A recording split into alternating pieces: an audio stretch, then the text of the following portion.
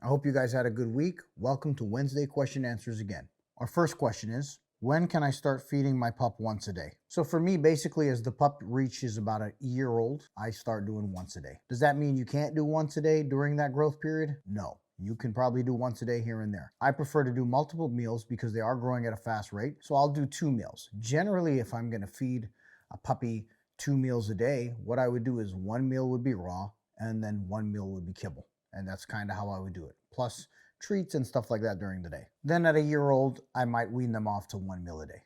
How do you correct, punish a dog who is exerting dominance, resource guarding over the pack and fighting? This is something that I can't really explain unless I see and I have a detailed background on what's going on. I need to know what's going on in the pack, how things are in the pack, what breed, what ages, things like that. And then I will give a solution to the problem. For me, giving a correction, if I have to make sure that the dog understands everything prior to giving a correction.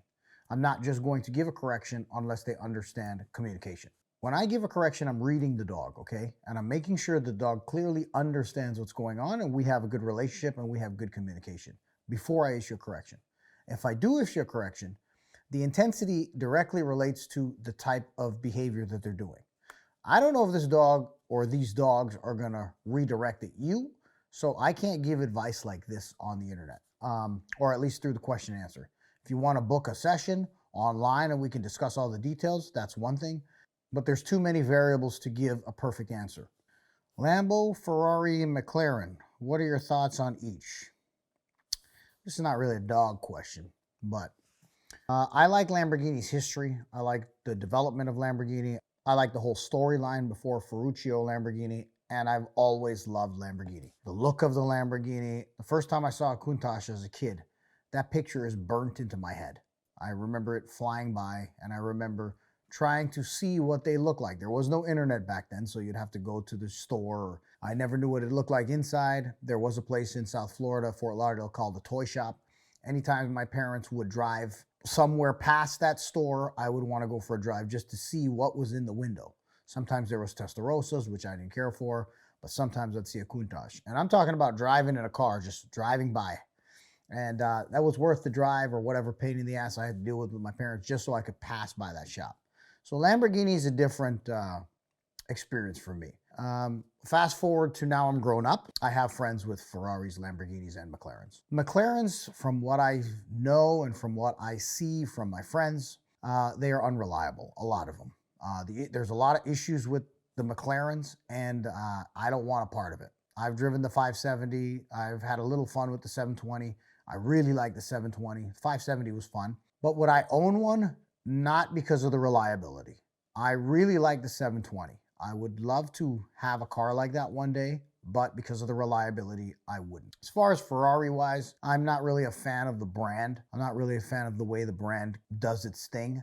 A lot of people with the Ferraris are like these kind of people. I mean, take that with a grain of salt, but I find that the Ferrari guys are like a little cultish, and I'm not really a fan of it. I feel like the Lambo guys kind of got it from the bottom, started from the bottom. That's kind of the outlandish, wild Lambo guys. But that being said, I do belong to a car club with about 250, 300 members of exotic car owners. So I know a lot of these guys.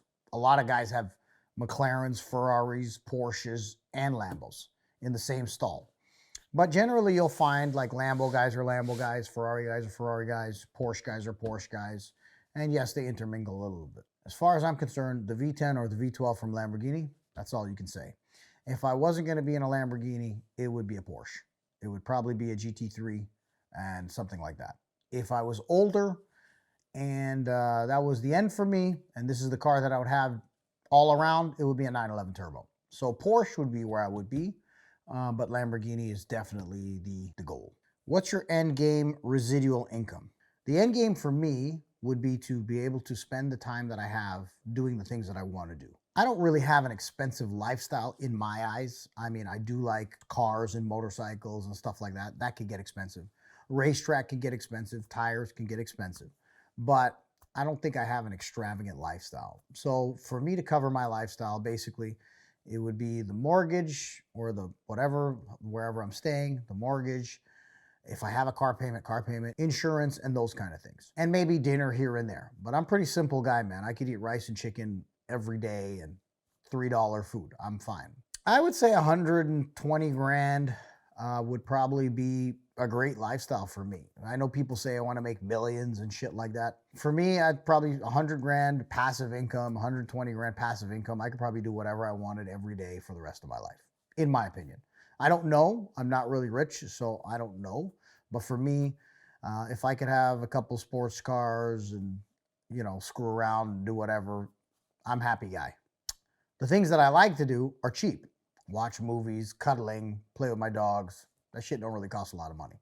And those are the things that make me happy. So I don't need to be on a private jet or any of that shit. So 100 grand, 110 grand passive income is probably more than enough for a guy like me. No question. Just want to thank you for all that you have done. You're a positive inspiration. Well, thank you for the nice question or comment. Well, I appreciate that nice comment or question. I'm just trying to be me every day. None of us are perfect. We're all on our grind or our journey to try to be better people. But I definitely like to leave smiles on people's faces every day. That's the game plan for me. Everywhere I go, if I go to the gas station or I go to the coffee place or McDonald's, I like to crack jokes and make people laugh. That's kind of what makes me happy. So if I can inspire you guys by being funny or maybe showing you my personal experiences that, I've overcome or whatever the case is regarding dogs or life itself, and it can help you in some way, then that's amazing that I can do that. I definitely like to help people. I definitely try to help people. Unfortunately, sometimes you try to help people and they think that you're trying to change their lives or, some nonsense, or you're arrogant or you're whatever. But really, I find value in helping other people if I can. If I'm not in a position or I don't have the experience to help you in a certain aspect of your life, I won't give advice. Well, I hope you can find success on the journey that you're taking, and I wish you the best. Short question and answer today, but I hope you guys enjoyed it, maybe got some value. I wish you guys the best, and I hope you guys are doing well, and don't be a piece of shit. Have a good day.